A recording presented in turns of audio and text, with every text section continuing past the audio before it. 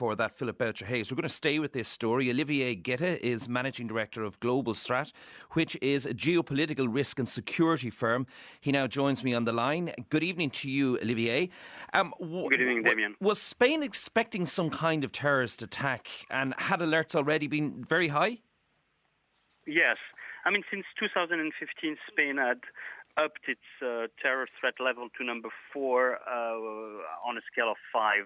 And they have had numerous plots foiled. They dismantled a lot of cells, and I was checking the stats before coming on. In the past 2 years, Spain arrested 217 potential jihadists, which is second only in Europe behind France. So even though Spain is not in the headlines when it comes to counterterrorism, the activity when it comes to jihad was extremely high.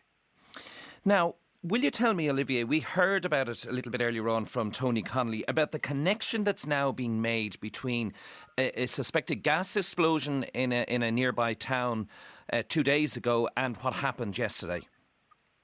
Yes, very much so. I mean, I looked at it, and when I saw the plot unfold yesterday, I immediately thought that the attack on Las Ramblas was a plan B rather than a plan A. Mm-hmm. It has all the hallmarks of the attack in Brussels, where terrorists knew that police were closing on them and had to find a quick way to strike.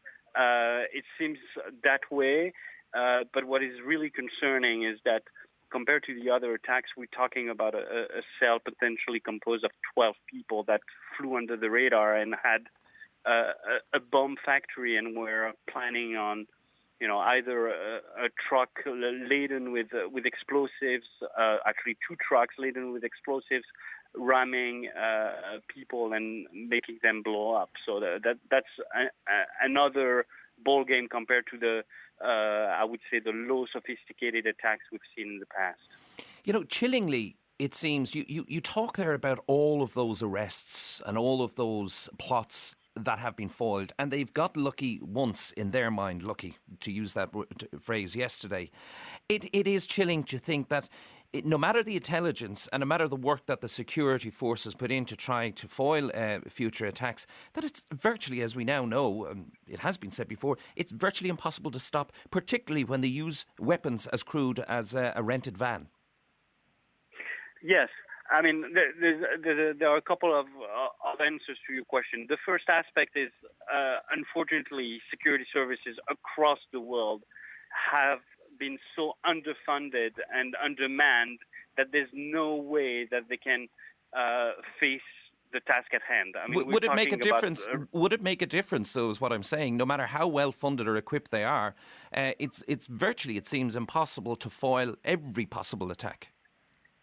Yes, but we're talking about a ratio of, for example, in France, they can follow about 100 potential jihadists, and they have 18,000 potential jihadists on their list. So that's the kind of ratio we're talking about.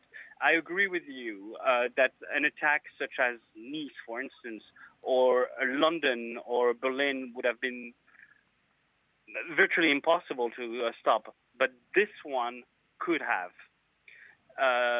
because of the intel. We're not talking about a lone jihadist going on a whim and there's no intel floating around. We're talking about a cell with 12 people that have had access and means and planning and creating a bomb factory. This is not done on a whim in 24 hours. So I agree with you. It's virtually impossible to stop a car ramming attack. But if you have the intel on a cell like the one of yesterday, this could have been prevented. Okay, just one final question to you, though. You talk about France, we look at Britain, we look at Belgium, for example, and attacks there have been carried out by people living there who may have gone and fought with ISIS in Syria and have come back and carried out these attacks. It's different yesterday, it seems. Yes, very much so. I mean, Spain has a total different profile of the jihadist scene than other countries.